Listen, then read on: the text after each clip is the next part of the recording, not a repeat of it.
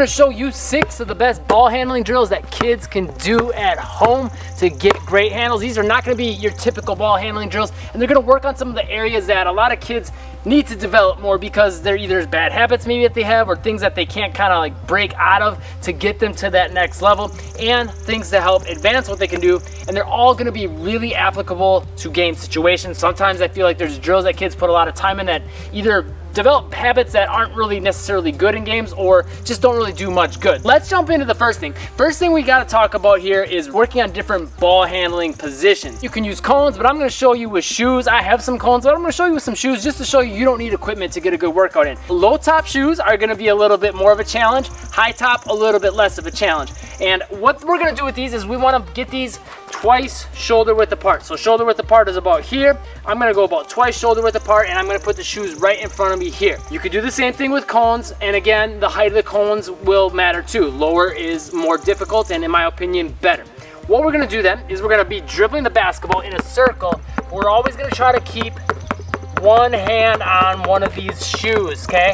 So we don't want to ever leave a hand. As soon as we switch hands here, notice I got this hand on the shoe.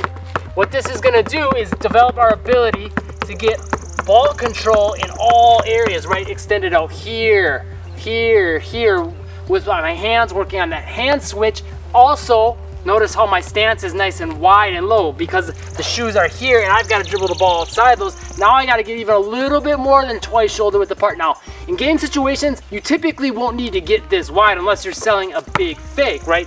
But it's good for kids to get in the habit of getting this wide load stance, and this is going to help exaggerate that sort of a stance. So when game time comes, it'll be more of a habit to stay right here where we want to be, okay? Also, with this touch, what else is that doing? That's making me get low, right? Another habit kids need to get more in, because a lot of times you see them dribble and they'll have a tendency and a habit of staying up here, which isn't as effective. They're not as ready to move. They can't sway their hips and their chest into their fake. They can't get that movement going in one direction as quickly. They have to move a foot out and drop down and then go. That takes longer. The opportunities they're missing out on. So if we can get this touch here, that's forcing me to get low.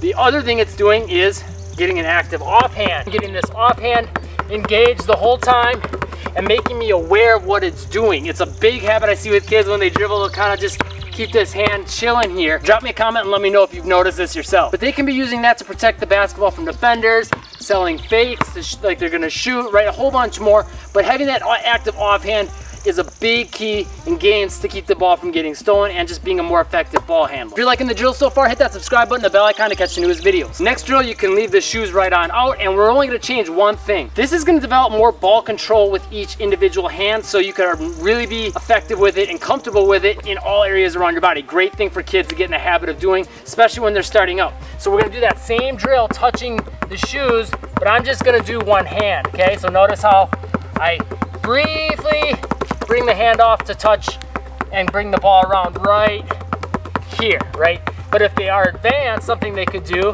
is this. Okay, that's a little bit next level. And for all these drills, even the first drills, we'd want to work on this stuff both directions, right? So the first drill, we can come this direction as well. And then also with each hand, when we do these one hand ovals, we would want to come the other direction, right? Left hand. And then also do all this stuff with the right hand going both directions, right? And then come back this way. Okay, that's a great way to get, again, work on that active offhand, low stance, and getting comfortable with the basketball in different positions around our body and moving it in different hand positions, different directions. Something that a lot of people don't really think about, but is big in games, right? If you got a little gap to push the ball through here, you might have to push your hand at this angle, this angle, this angle, this angle. This is gonna help develop that side of things and work on transitioning between those different angle changes quickly. So when game time comes, just simple dribbles are that much more effective, crisp, and precise. If you're liking the drill so far, hit that like button. Next drill is a sort of fun one. You're gonna use your shadow. So this is one you would do outside. You could do it inside, I guess, if you had good lighting as well. But all we're gonna do is use our shadow, and we're gonna work on popping that dribble over and back with one hand. So it's coming on one side of my body and then the other with my shadow. So it's hitting this side of my shadow and then on this side, just using that left hand. what that's gonna do is working on that pulling the ball back motion in one dribble and then pushing it forward. A lot of times in game situations, you need to quickly go into these pull motions and you have to have good control over it. You also have to maybe push it into a crossover, right? Or push it back to the side here. And then from there, if you have the ability to get control with it back with that same hand, that'll number one, open some new options for you, but number two, make switching hands feel that much easier. So just going back and forth like this, and then doing the same thing with the right hand, back and forth, and if they get good at it and they're sure they're going back and forth over the shadow, they can get that head up. Now, if you don't have a shadow to work with, again, just bring the shoes back out or a cone and just go over the top and back. But as you can see, that's not nearly as wide as what my shadow is, so it's a little bit less of a challenge. You could put the shoes sideways to work on it being a little bit more of a challenge, but if you can, get the shadow involved. And it's just something a little more fun for kids when they're getting started because it brings sort of an interactive element. They can see their shadow moving and it keeps things fun. I still have fun with it and I'm a full-grown adult, so there you go. Next drill, you don't need anything but your body, but it's gonna play off the last two drills, but work on something new, something very, very important that kids don't work on much, and it's rhythm with ball handling. So if you can dribble the basketball in a rhythm, that shows an extra level of control, right? And getting those different timings in will really help them in game situations because to get different rhythms, that automatically implies there has to be some low dribbles and some high dribbles, right? You have to have changes of height and changes of speed in game situations to react, right? Sometimes you got a lot of space to work with and you can use some of those higher dribbles, but when there's a lot of defenders around, now you got to kill the ball down low and react to what's going on. So this will help with that a lot, but on a more basic level, not going between the legs and getting too crazy with the dribbles. All we're gonna do is we're gonna go with this same back and forth swaying thing that we've been working on, which is good, as we know, for getting low and selling fakes and a whole bunch more. But we're gonna go 1, 2, 3, pop, 1, 2, 3, pop, 1, 2, 3, pop, 1, 2, 3, pop. And the goal is to get the dribbles low as possible, okay? And then the high dribble, they can go as high as they want, up to shoulder height. You don't wanna go any higher than that because that's not really a good position to have control over it. So, just like this, 1, 2, 3, pop, 1, 2, 3, pop, 1, 2, 3, pop, 1, 2, 3, pop. And if you also notice, I'm working on getting my hand positioning and control down on each side, right? So doing some unorthodox things, but things that will actually be very beneficial and helpful in game situations if kids can develop this. And it's really not that hard to get it down. 1, 2, 3, pop, 1, 2, 3, pop, 1, 2, 3, okay? Simple stuff, but not easy at first, but very, very easy to pick up with a little bit of repetition. Next couple drills are gonna work on a couple of big keys that kids need to work on. First of all, for this, you wanna have, again, the cones or shoes set up, and you want them to be a good long step apart, okay? That's a big key. From there, all we're gonna do is we're gonna start with our dribble, and we're gonna attack to this front shoe and touch it, okay?